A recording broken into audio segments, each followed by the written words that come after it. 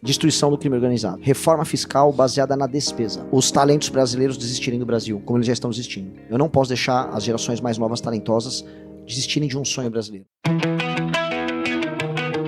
E a gente sabe que o MBL cresceu muito nas redes sociais e tem uma adesão do público mais jovem. Ele se posiciona, surge a partir ali de um rompimento com a esquerda, não de um rompimento, né, mas de críticas, na verdade, que começaram a ser feitas à esquerda e aí sim de um rompimento com a direita bolsonarista mais recentemente. Como é que vocês têm buscado se posicionar em meio a essa polarização de direita e esquerda, Lula e família Bolsonaro, falando de uma forma mais geral, tentando se viabilizar ali como uma possibilidade de terceira via, mas uma terceira via mais à direita, né? Pois bem, a ideia sempre foi sermos independentes. Desde o surgimento do MBL. A gente surgiu em 2014 e a gente tinha uma postura muito crítica ao governo de esquerda até então, mas não era só a esquerda a nossa crítica, desde o início.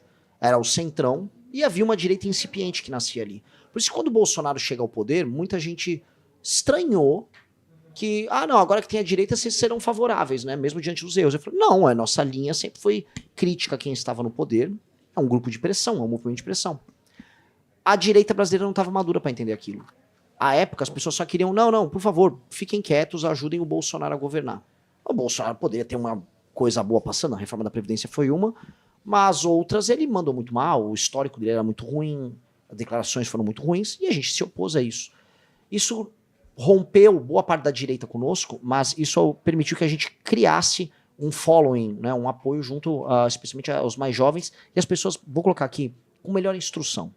Virou um movimento, vamos dizer, mais de vanguarda, né, trazendo ideias diferentes. Aí a gente percebeu, para romper a tal polarização, nós temos que ser algo. Não adianta aparecer igual Alckmin ou Simone Tebet. Não, eu sou contra a polarização, eu sou uma pessoa moderada. Isso não quer dizer nada, isso é vazio, é um conjunto vazio. Você tem que ser algo. E o algo que você tem que ser mais forte a ponto de você eclipsar o dos dois polos.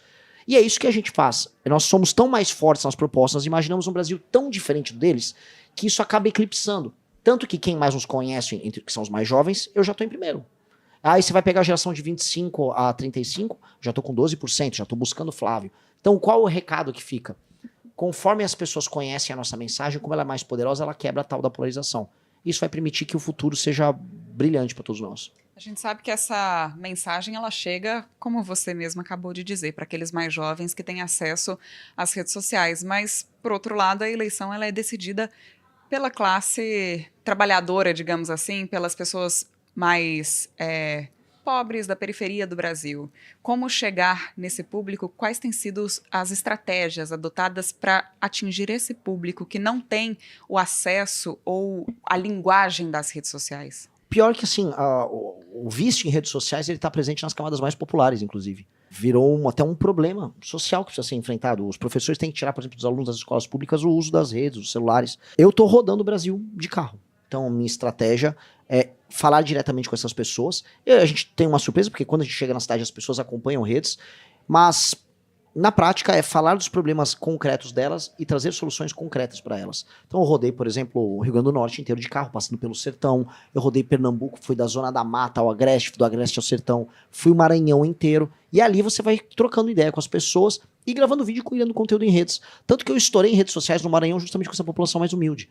Ela usa redes, mas ela tem uma linguagem diferente da de São Paulo, por exemplo. Sim. Outro ponto importante que eu quero trazer para a nossa discussão é a relação com o setor produtivo. A gente discute muito aqui no Esfera, né, com as grandes lideranças nacionais, essa relação público-privada. Qual é a sua visão sobre essa relação? Como é que esses dois segmentos podem trabalhar juntos para construir um futuro melhor para o Brasil? Eu acho, ainda mais dentro do nosso plano, a participação do empresariado que trabalha de boa fé, fundamental. A gente tem pouco tempo para tornar o Brasil um país sério. E se o Brasil não se tornar um país sério, e eu me refiro a tornar o Brasil rapidamente uma das 5 maiores nações do mundo, o Brasil está, na prática, ferrado. O Brasil tem recursos naturais que são de interesse de outras nações, o Brasil vai se tornar geopoliticamente importante, mas se ele estiver fraco, economicamente, estruturalmente, militarmente, ele não vai a lugar algum. a iniciativa privada, ela tem que atuar junto com o setor público na construção desse novo Brasil, pressionando junto por reformas e construindo setores cada vez mais complexos do ponto de vista econômico que possam competir com o mundo. Então, o nosso projeto, ele é, vamos dizer, amigo dos negócios, eu posso colocar assim, e parceiro dos negócios, mas o nosso projeto também vai exigir da parte do empresário brasileiro uma responsabilidade na construção desse Brasil diferente, que não adianta uma parte do empresariado exigir do Estado, por exemplo, eu quero uma renúncia fiscal, eu quero menos impostos. Não, vamos participar das reformas juntos. Vamos ajudar a gente em todo o ciclo para você fazer o Brasil ficar sério.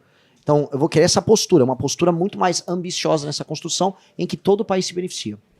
Agora a gente sabe que o novo partido ele enfrenta algumas dificuldades justamente por conta da falta, por exemplo, de tempo de propaganda eleitoral ou de desconhecimento da população e para isso a estratégia de muitos, para superar isso, a estratégia de muitas legendas que surgem é buscar alianças políticas. Vocês têm buscado alguma aliança com quem? Com qual partido vocês pretendem se unir em busca de uma capilaridade melhor ou de um alcance maior na campanha eleitoral?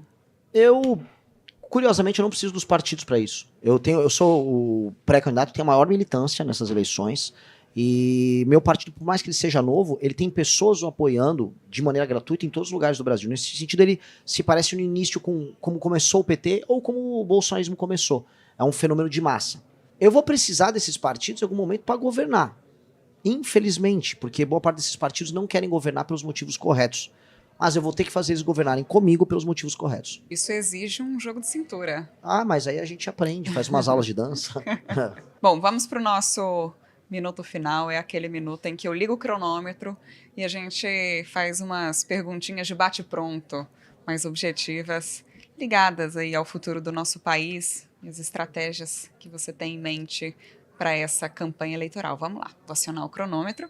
O tempo está valendo e a primeira pergunta que eu te faço é qual pauta precisa ser o centro do debate nas eleições de 2026? Destruição do crime organizado. Qual pauta deveria unir o Brasil em prol do crescimento do país? Reforma fiscal baseada na despesa. Qual mudança imediata, na sua visão, colocaria o Brasil em outro patamar de competitividade global? Reformas fiscais e destruição do crime organizado.